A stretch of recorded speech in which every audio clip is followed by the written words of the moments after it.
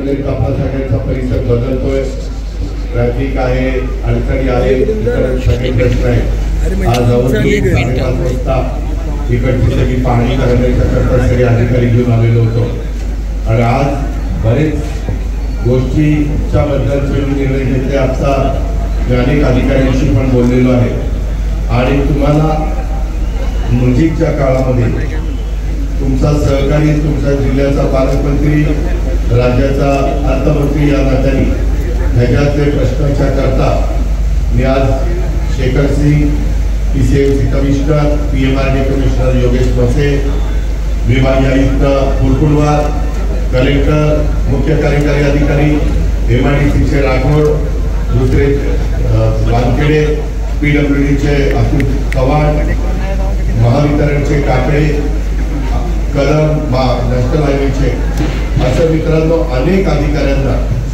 मी तिथं बोलवलेलं होतं आणि त्यांना काय सूचना द्यायच्या, MIDCनं काय करायचं, PWDनं काय करायचं, PMRDनं काय करायचं। PMRD, MIDC, नॅशनल हायवे त्यांच्याकडे काही पैशाची अडचण नाही आहे, PWDला जो काही निधी लागणार आहे।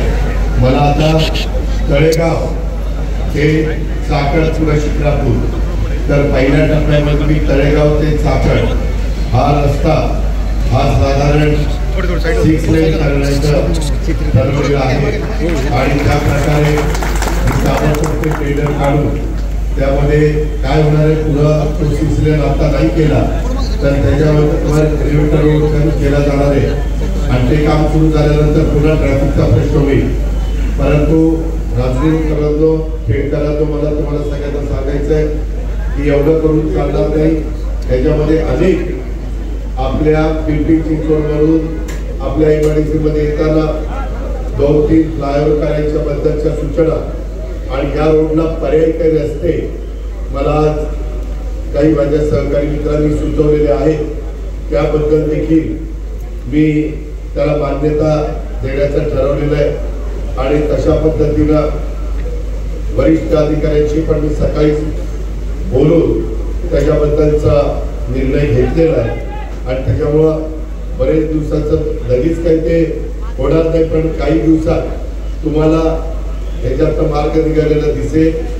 MIDCतले खड्डे आणि बाकीचे रस्ते आणि तिथले काही कामं होती ती पण वरची मंजुरीची अपेक्षा न करता ती मंजुरी मिळाली असं धरून त्यांना टेंडर काढायच्या सूचना दिलेल्या आहेत आणि अशा पद्धतीनं खूप तुम्ही त्रास सहन केलाय, तुम्ही सहनशीलता दाखवली।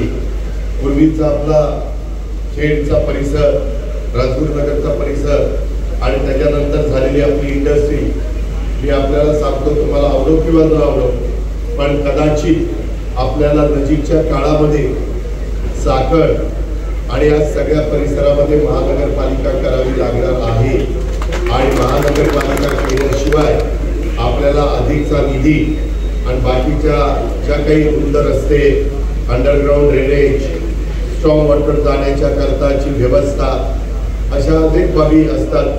त्याच्यामध्ये वर्ल्ड बँकेचे पैसे, जायकाचे पैसे आणता येतात, आपल्याकडं केंद्र सरकारचा निधी आणता येतो। या प्रकारे आपल्याला ते करावं लागेल।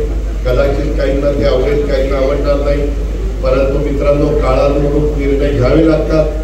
मी देखील राजकीय जीवनात गेले अनेक वर्ष काम करताना ठाणे जिल्ह्यामध्ये ठाणे महानगरपालिका एकटी होती, नंतर नवी मुंबई महानगरपालिका झाली, त्या जिल्ह्यात मीरा भाईंदर महानगरपालिका झाली, त्या जिल्ह्यामध्ये उल्हासनगर महानगरपालिका झाली, तिथं जवळच पूर्वी आता तो वेगळा तालुका झाला आहे, जिल्हा झाला पालघर, पण वसई विरार महानगरपालिका झाली, 6-7 महानगरपालिका झाल्या।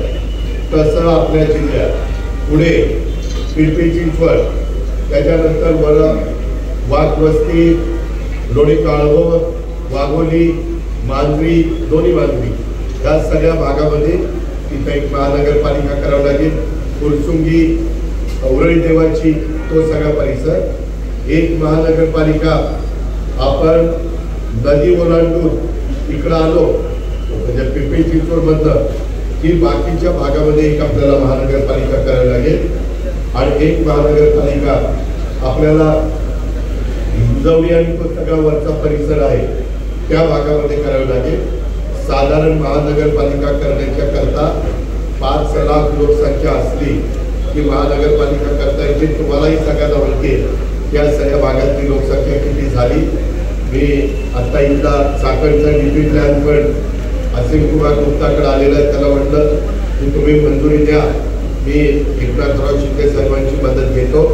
अशा पद्धतीनं राज्याचे मुख्यमंत्री देवेंद्रजी पण आता येणार आहेत आणि ते मी आणि एकनाथराव असं आम्ही सगळे मिळून राज्याचा सर्वांगीण विकास करत असताना शिवशाहू फुले आंबेडकरांच्या महाराष्ट्रातला पुणे हा महत्वाचा जिल्हा देखील कुठं मागं राहू नये. त्याच्यामध्ये इथल्या स्थानिकांना पण रोजगार त्या ठिकाणी अडचणी येऊ नये मिळण्याच्या करता असे अनेक खूप निर्णय आज आम्ही चर्चेच्या निमित्तानं घेतलेले. आता तुमच्याशी बोलून मला जाता